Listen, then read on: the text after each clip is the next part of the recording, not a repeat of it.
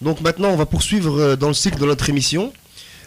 Donc la semaine dernière, on avait parlé un petit peu de Jésus et puis des prémices, enfin surtout du contexte de l'époque, comment est-ce que Jésus, dans le contexte, il était arrivé. Et donc aujourd'hui, en ce 24 décembre, j'ai envie de dire, on va faire brièvement quelques petits rappels et parler un petit peu de la naissance miraculeuse de Jésus, sur lui la paix.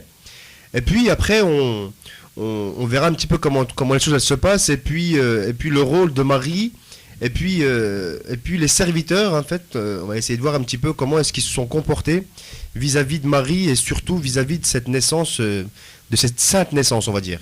Donc est-ce que vous pouvez un petit peu nous rappeler bon, je ne vais pas dire le contexte parce qu'on l'a vu la semaine dernière, mais un petit peu comment s'est passée la naissance de Jésus. Assalamu alaikum à tous ceux qui nous écoutent. Alors effectivement, par rapport à la naissance de Jésus, c'est une naissance qui est très intéressante, qui est miraculeuse, qui est vraiment riche. Qui montre un peu la grandeur de cet homme. Et pour un peu expliquer les choses de manière générale, il faut savoir que tout d'abord Marie, sur elle la paix, Myriam, était donc la seule et unique femme qui était consacrée au temple. C'est-à-dire qu'elle restait au temple en adorant Dieu, en jeûnant, etc. Et donc seul le prophète Zacharia, sur lui la paix, et son cousin Joseph lui rendait visite. Et donc il s'occupait d'elle, lui apportait ce dont elle avait besoin. Donc l'ambiance jusqu'ici est donc tout à fait normale. Donc elle faisait même des miracles de temps en temps. Et jusqu'au moment donné où un jour va venir l'ange Gabriel sur lui la paix sous forme humaine. Et donc il va lui rendre visite, et c'est là que la conception de Jésus va se faire. D'accord, donc je crois qu'à un moment donné, quand Marie sur la paix a vu cet ange sous forme humaine, donc qu'elle croyait être un homme, elle était un petit peu surprise, elle a eu un petit choc. Oui, effectivement, donc l'ange Gabriel s'est présenté sous forme humaine, et elle avait un rideau qu'elle avait tiré sur elle, et elle avait fini de laver sa tête, et elle s'était purifiée et couverte de son vêtement. Donc elle a eu peur de la présence de l'ange, et par conséquent elle invoqua la protection de Dieu, qu'on retrouve dans le Coran à la sourate 19 au verset 18, la sourate qui porte le nom de Marie, et qui dit « J'implore la protection de Dieu contre toi ». Donc en effet, elle craignait en pensant qu'il voulait commercer avec elle. Donc c'était un ange sous forme humaine, donc c'est pour ça qu'elle a fait cette invocation. Or l'ange il l'a rassurée et il lui a dit « Je suis l'envoyé de Dieu, et je dois t'annoncer un fils saint ». Donc c'est le verset juste après, sourate 19, verset 19. C'est-à-dire un fils pur de toute souillure. Donc Marie, elle s'est tranquillisée, mais elle ne comprenait pas comment elle pouvait avoir un fils alors qu'elle n'avait jamais été mariée et qu'elle n'était pas pécheresse. D'ailleurs le Coran il rapporte juste après verset 20-21, donc ce dialogue entre l'ange et Marie, il se retrouve dans la sourate 19, les versets que je viens de citer. Gabriel lui dit que Dieu va créer un enfant sans père et qu'il en fera un prophète, et Dieu l'appellera Jésus et Messie, car Dieu est puissant sur toute chose, il lui suffit de dire soit et une chose pour qu'elle soit. Donc Gabriel il continue la description du futur enfant saint, en disant qu'il s'appellera Messie, car lorsqu'il posera sa main sur un malade, il sera guéri. Il sera illustre en ce monde et dans l'autre. Il sera des familiers de Dieu. Il parlera aux hommes dans son berceau et dans son âge saint. Et il sera du nombre des justes. Dieu lui enseignera le livre et la sagesse, la Torah et l'évangile. Et il sera son prophète auprès des enfants d'Israël. Et ça, c'est un verset du Coran, la sourate numéro 19, toujours, verset 41-42. Donc, la naissance miraculeuse de Jésus s'est faite à travers l'ange Gabriel. Donc, concrètement, donc, tout à l'heure, tu nous as dit un petit peu, Hicham, qu'il lui a insufflé, je crois que c'est le terme, insufflé l'esprit. Il lui a insufflé en elle, dans son ventre, l'esprit de Dieu. C'est pour ça qu'on l'appelle aussi, le surnom de Jésus, c'est Esprit de Dieu, Ruhillah. C'est une conception miraculeuse. Donc, il a un très très haut niveau aux yeux de Dieu, et le prophète Jésus est vraiment quelqu'un de très important dans la communauté musulmane. Donc c'est lui qui vient juste après le prophète Mohammed, sur lui la paix, et donc voilà par rapport à sa naissance. D'accord, donc parce qu'il y en a beaucoup qui pensaient à l'époque, hein, même d'ailleurs aujourd'hui, hein, que cette naissance sainte, en fait, elle ne pouvait pas avoir lieu parce que certains considèrent qu'on ne peut pas avoir d'enfant sans la conjonction d'un père et d'une mère. Exactement. Donc les Juifs à l'époque, donc ils prétendaient que Gabriel sur la paix n'était pas intervenu lors de cette conception miraculeuse de Jésus, et ils ont donc dit que c'était Joseph lui-même qui a eu donc commerce avec Marie sur la paix, et que Jésus finalement était considéré chez eux et considéré comme étant un enfant illégitime.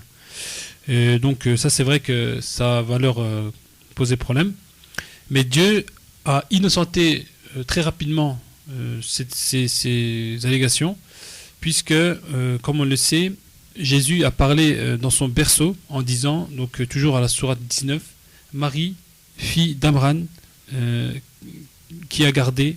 Donc là, en fait, dans ce verset, c'est Dieu qui innocente Marie dans le Coran, qui dit Marie, fille d'Amran, qui a gardé sa virginité. Donc nous, en islam, on est vraiment catégorique là-dessus. C'est quelque chose de fondamental. C'est que Marie est vraiment vierge, qu'elle était sainte et qu'elle a eu c'est l'action de l'ange Gabriel qui a manifesté donc Jésus. Et donc, comme on le disait tout à l'heure, Jésus va lui défendre sa mère et va dire qu'il est un prophète envoyé de Dieu, etc., etc.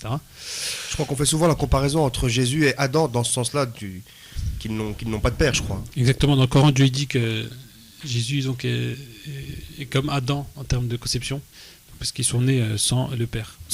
Une petite remarque par rapport à la particularité du prophète Jésus. Donc il faut savoir que Jésus, c'était une grande épreuve pour les gens, parce qu'un grand nombre de gens vont en enfer à cause de lui, parce qu'en effet, certains l'ont adoré et l'ont considéré comme le Fils de Dieu, et d'autres l'ont renié et n'ont pas cru en lui. Donc c'est pour ça qu'il a une grande particularité par rapport à lui. D'accord, donc on fait une courte pause coranique après cette brève pause coranique. Alors avant de poursuivre, je vous rappelle simplement la question qu'on vous propose aujourd'hui pour gagner un cadeau.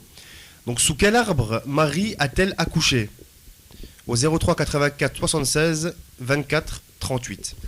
Donc on parlait un petit peu, juste pour ceux qui nous rejoignent, du fait que Marie donc était au temple, et puis on a vu comment est-ce que l'ange Gabriel, sur lui la paix, lui avait insufflé l'esprit. Et donc ensuite on va arriver justement là à cette naissance miraculeuse. Donc on était resté juste avant en disant que Jésus c'était une épreuve pour les gens. Et donc avant que la naissance arrive, hein, on était juste quelques temps avant. Donc Marie, je crois, quittait le temple justement pour mettre au monde cet enfant. Exactement. Puisque quand l'accouchement était proche, quand Marie sentait qu'elle allait mettre au monde cet enfant, donc elle sortit du temple, et ce qu'il faut savoir, c'est qu'elle était toute seule. Et elle s'est mise hors de la ville. Et en marchant, donc elle souffrait énormément des douleurs de la grossesse. Et Marie, sur elle la paix, va se poser sous un arbre. Et la tradition nous dit que cet arbre, c'est un dattier. D'accord ? Un palmier. C'est-à-dire qu'elle va avoir des dattes par rapport à ce palmier. Donc, et c'est pour ça d'ailleurs qu'il est connu que la femme enceinte, c'est bon pour elle de manger des dattes lorsqu'elle est enceinte. Donc on va voir par la suite, c'est exactement ce dont elle va se nourrir. Donc elle était sous un palmier, donc elle mangeait des dattes. C'était donc à une époque où il y avait donc des dattes. Et il faut savoir que ce palmier à la base était desséché lorsqu'elle était sous cet arbre. Ce palmier était desséché et les feuilles étaient tombées et les branches étaient cassées. Et ce qui va se passer, c'est qu'elle va accoucher, elle va donner naissance à Jésus sur la paix. Et à ce moment-là, elle va ressentir une certaine honte et de la douleur. Elle va s'exclamer, elle va s'adresser à Dieu. Et Dieu reprend donc ce passage dans le verset, donc toujours dans la sourate 19 au verset 24, où elle dit « Plût à Dieu que je fusse morte avant ceci et que je fusse oubliée complètement. » C'est-à-dire que tellement elle souffrait, elle aurait voulu ne pas exister totalement. C'était vraiment une grande épreuve par rapport à elle. Donc justement, alors elle a, tu disais, elle a ressenti de la honte, mais est-ce qu'on sait pourquoi est-ce qu'elle a ressenti cette honte ? Non, pas forcément. Ouais, c'est-à-dire que c'est par rapport à la souffrance. Est-ce qu'elle pensait justement aux conséquences quand elle allait revenir avec l'enfant? Bien sûr, elle savait qu'elle allait être fortement éprouvée. et on va le voir tout à l'heure, c'est-à-dire avoir un enfant sans être marié, forcément, on va être soumis à certaines interrogations, etc. Donc, mais une voix au-dessus d'elle va lui dire la chose suivante, va la rassurer et va lui dire « Ne t'afflige pas, car Dieu donc, a mis en dessous de toi un ruisseau. » D'accord ? Et donc ça, c'est le verset, donc toujours de la sourate 19. Et Marie va se laver donc, avec cette eau-là. Et la voix va lui dire « Secoue, secoue ce palmier, donc, qui était desséché, entre guillemets, et des dattes mûres tomberont sur toi. » Donc en fait, Dieu va redonner vie à ce palmier. Et donc, de cette manière, Marie va pouvoir se nourrir de son fruit. Et ça, c'est la sourate 19, verset 25. Et enfin, Marie va effectivement secouer ce palmier, et des dattes mûres vont tomber sur elle. Elle en mangera, et elle va retrouver des forces grâce à ça. Puis, elle va retourner au temple avec l'enfant Jésus sur lui la paix. D'accord, donc justement, par rapport aux serviteurs dans le temple, quand elle est revenue, Marie, avec son fils Jésus, sur la paix, qu'est-ce qu'il comptait faire à propos d'elle? Parce qu'on a vu déjà la semaine dernière que c'était très difficile de la faire entrer dans le temple, de la faire accepter. Mais maintenant, en fait, elle arrive avec, entre guillemets, une contrainte supplémentaire. Elle vient avec un enfant alors qu'elle n'a jamais commercé avec un homme.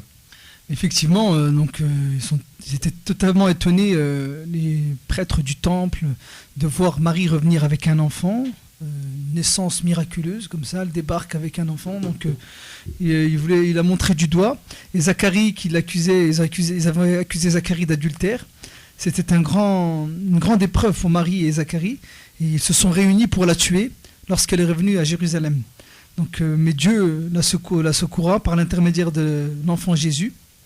En effet, il parla au berceau en disant à la sourate numéro 19, c'est rapporté dans le Coran, il dit exactement, je vais citer les propos du Coran, mais le bébé dit « Je suis vraiment le serviteur de Dieu, il m'a donné le livre et m'a désigné prophète, où que je sois, il m'a rendu béni, et il m'a recommandé tant que je vivrai la prière et la zakat c'est l'aumône, et la bonté envers ma mère, il ne m'a fait ni violent ni malheureux, et que la paix soit sur moi le jour où je naquis, le jour où je mourrai et le jour où je serai ressuscité vivant. » Donc c'est les propos rapportés dans le Coran, à la sourate numéro 19 au verset 30. Donc ce miracle n'est pas présent dans la Bible. La Bible n'affirme pas non plus comment Marie ne fut pas condamnée pour adultère, car il est connu qu'il n'aurait pas hésité à le lapider. Donc le Coran, par contre, il nous donne des détails par rapport à Jésus et cette histoire de Marie et comment les prêtres ont réagi. Donc c'est pour ça que nous, les musulmans, on connaît vraiment en détail l'histoire de Jésus et de Marie. D'accord, alors justement, donc il annonce sa prophétie et je crois qu'il y a une... Donc c'est déjà un miracle énorme, hein, mais je crois qu'il y a une petite anecdote qui dit que au moment où il est né, toutes les idoles, je crois, ont disparu ou quelque chose comme ça, si je ne me trompe pas. Exactement, c'est-à-dire que le miracle de sa naissance est tel que on raconte dans les livres donc, d'histoire que lors de la naissance de Jésus, sur la paix, toutes les idoles qui étaient sur terre étaient donc renversées et sont tombées par terre. Donc, et à ce moment-là, ça a donc suscité l'effroi et vraiment la colère des diables qui ont un intérêt à ce que les gens fassent de l'idolâtrie. Et donc tous les diables de la terre sont partis voir en personne Satan, donc qu'on appelle Iblis, pour lui faire part de cet événement-là. Et c'est ainsi qu'Iblis en personne, Satan le diable, le maudit, va se déplacer pour aller voir Jésus. Et il va marcher pour cela, dit-on, 3 jours et 3 nuits. Donc c'était pour dire l'effet de ce qui s'était passé. Et donc il voulait s'en prendre à Jésus sur la paix, mais les anges vont repousser Satan. Jésus va être protégé. Et en effet, la mère, alors pourquoi est-ce que Jésus était protégé? C'est parce que la mère de Marie, qui s'appelle Anna, avait fait une invocation à Dieu dans laquelle elle lui demandait de protéger sa descendance contre le diable. Et c'est ce qui va se passer. Et d'ailleurs, le prophète Mohammed, sur lui la grâce et la paix, nous parle de cette particularité par rapport à la naissance de Jésus vis-à-vis de sa protection contre le diable. Il nous dit « Aucun enfant ne voit le jour sans que Satan le touche, excepté Jésus. » Donc le prophète, sur la grâce et la paix, faisait l'éloge finalement de cette naissance de Jésus en disant que c'est le seul et unique.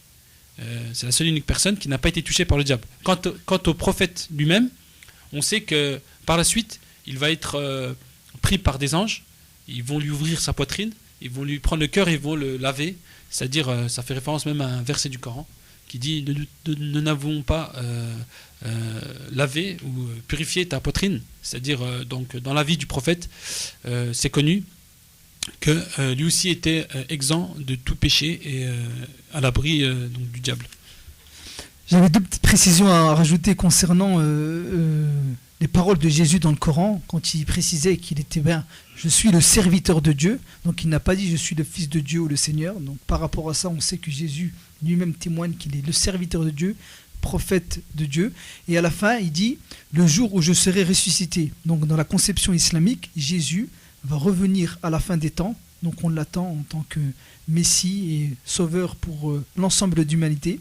Ben, on aura l'occasion, excuse-moi, d'en reparler, c'était simplement pour d'en reparler la semaine prochaine, justement, entre son lien entre lui et puis Jésus et puis le Mahdi, mais on verra ça un petit peu plus la semaine prochaine. Ouais. D'accord, ok. Donc, la dernière chose que je voulais qu'on rajoute, c'était par rapport le fait qu'il soit né sans père et qu'il est prophète de Dieu. Donc, si aujourd'hui toutes les idoles sont tombées, et bien plus tard, donc cet enfant nous procurera de la joie. Donc, les démons, ils étaient un petit peu sous le choc, et Iblis à l'époque, Satan, ils étaient vraiment déroutés par rapport à cette naissance miraculeuse. Donc. D'ailleurs, comme tu dis, ils étaient tellement déroutés que le Satan en personne avait dit donc aux démons à ce moment-là, ils avaient dit certes on a perdu finalement quelque chose, mais ils se sont jurés la chose suivante, il a dit la chose, certes cet enfant est né sans père, et est devenu prophète de Dieu. Si aujourd'hui toutes les idoles sont tombées, eh bien plus tard, cet enfant nous procurera de la joie, puisque, et là justement les démons étaient étonnés, il a dit comment est-ce que Jésus va nous procurer de la joie?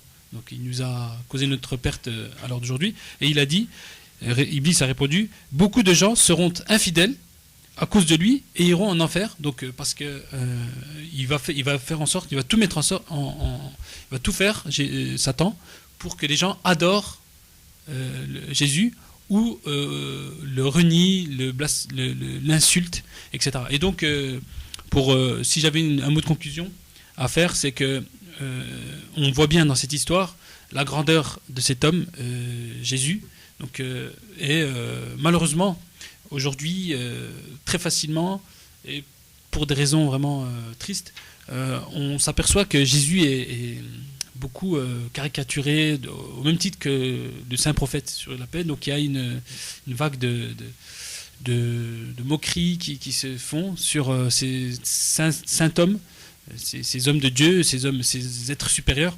Et en fait, on passe malheureusement beaucoup de temps à les critiquer, à se moquer d'eux, à faire des scènes blasphématoires, quoi. Et donc nous, on appelle en tant que musulmans à respecter ces hommes qui nous ont montré la voie et qui ont souffert pour que justement nous, aujourd'hui, on puisse vivre une vie spirituelle correcte et accéder à Dieu, quoi. D'accord, merci. Ça sera notre mot de conclusion.